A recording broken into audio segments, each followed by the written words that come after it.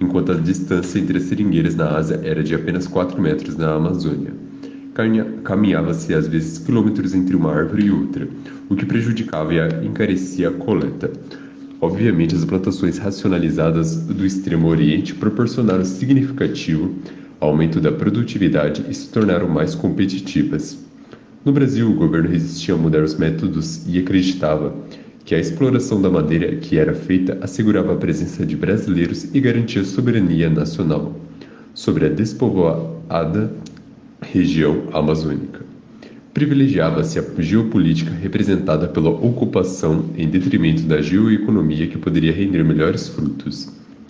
A relatividade e mobilidade custou caro para o país. As exportações brasileiras perderam o mercado. Não suportaram a concorrência da borracha extraída da Ásia, muito mais barata.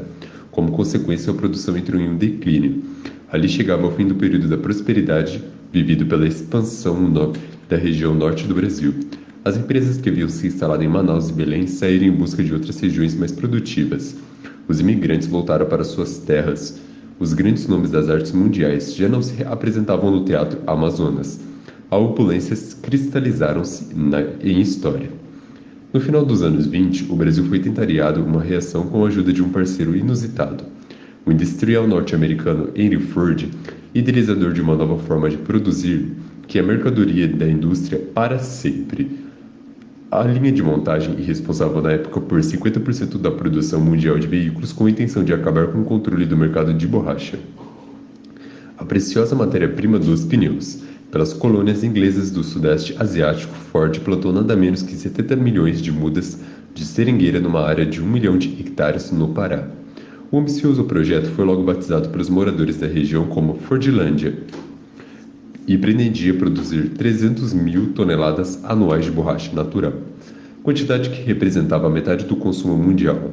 Mas Ford sucumbiu às adversidades e ao ambiente hostil da floresta amazônica. Abandonou tudo, amargando um enorme prejuízo. Neste contexto, a Ásia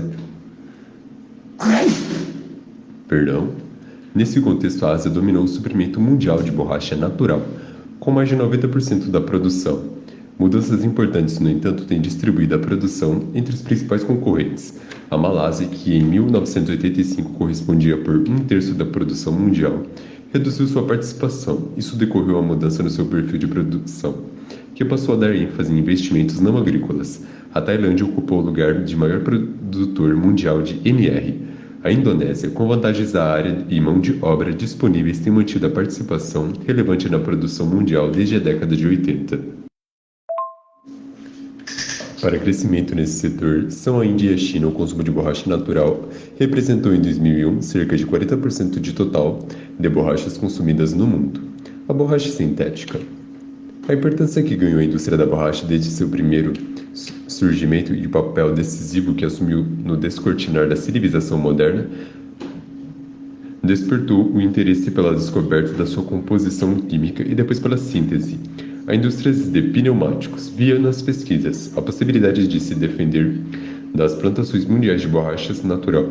O declínio da produção da borracha natural do Brasil coincide com o período da Primeira Guerra Mundial, 1914 a 1918, e com a necessidade de se obter o produto mais barato com suprimento mais seguro para a fabricação de pneus. A pressão decorrente da tomada das plantações asiáticas pelos japoneses levou ao desenvolvimento de uma borracha que, embora de estrutura diferente da natural, satisfazia extraordinariamente a alta demanda requerida pelas tropas na época.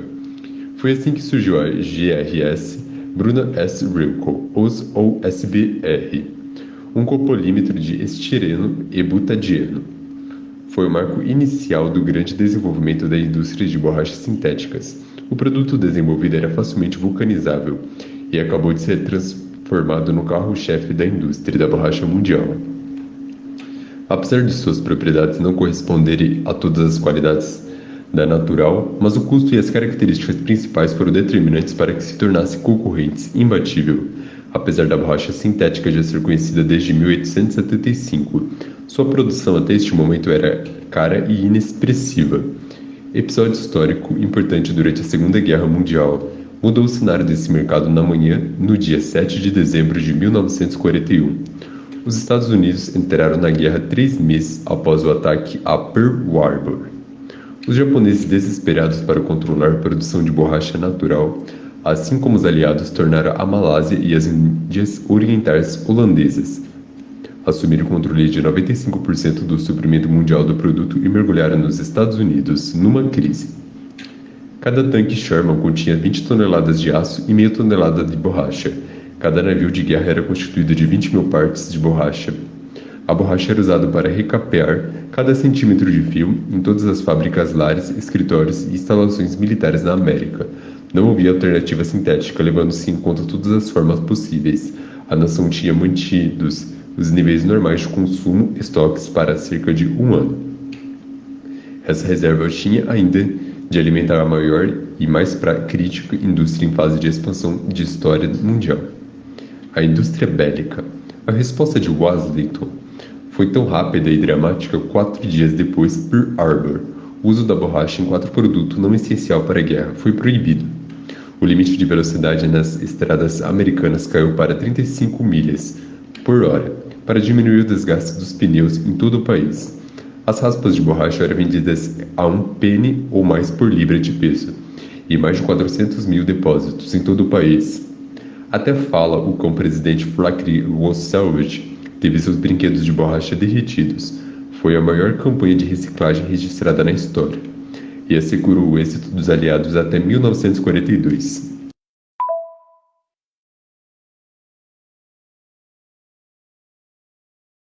No próximo vídeo eu provavelmente vou continuar a história do surgimento das borrachas. Um pacto de amizade. Davi saiu, vivo, de Naiote em Ramá, foi procurar Jonatas e perguntou ao amigo: "O que faço agora? O que fiz contra seu pai para ele estar tão determinado a me matar?" Jonatas respondeu: "Nada, você não fez nada de errado e não morrerá. Esteja certo disso. Meu pai me conta tudo. Ele não fez nada de importante, ou mesmo de insignificante, sem confidenciar a mim. Por que farei isso sem eu saber?" Mas Davi estava em dúvida. Seu pai sabe que somos bons amigos e vai pensar: Jonatas não pode saber disso. Se souber, vai defender Davi. A verdade é que ele está determinado a me matar. Isso é tão certo quanto vivo o Eterno. E quando você está vivo aqui, diante de mim, Jonatas disse: "Conte-me o que você está pensando. Farei qualquer coisa por você." Davi disse: "Amanhã é festa de lua nova.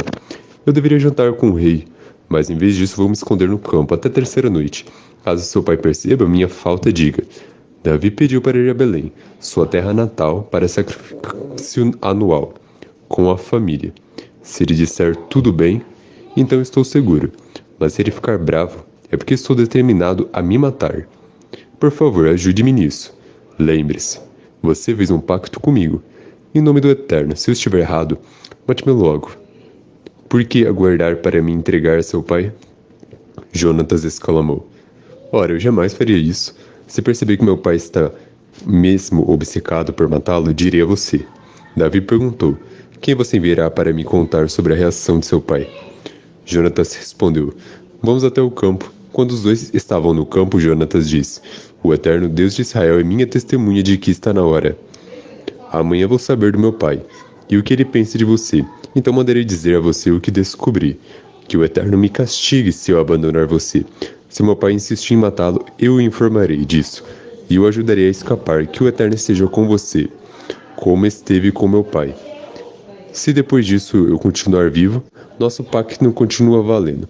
Se eu morrer, você terá responsabilidade para com minha família, para sempre, e seja leal a mim, depois que o Eterno finalmente eliminar da terra os inimigos de Davi." Jonatas reafirmou sua promessa de lealdade e amizade com Davi. Era tão leal a Davi que arriscava a vida por ele. Jonatas revelou seu plano. Amanhã é festa da lua nova, e perceberam sua assistência à mesa. Depois de manhã, quando já tiver desistido de guardá-lo, volte para aquele seu esconderijo e fique esperando perto da pedra de Ezeu. Vou disparar 3 flechas na direção da pedra e mandarei meu ajudante apanhá-las. Se eu gritar para o ajudante: "As flechas estão para cá", pegue-as. Esse será o sinal de que você pode voltar em segurança. Assim como Uai, seu app de vídeos curtos.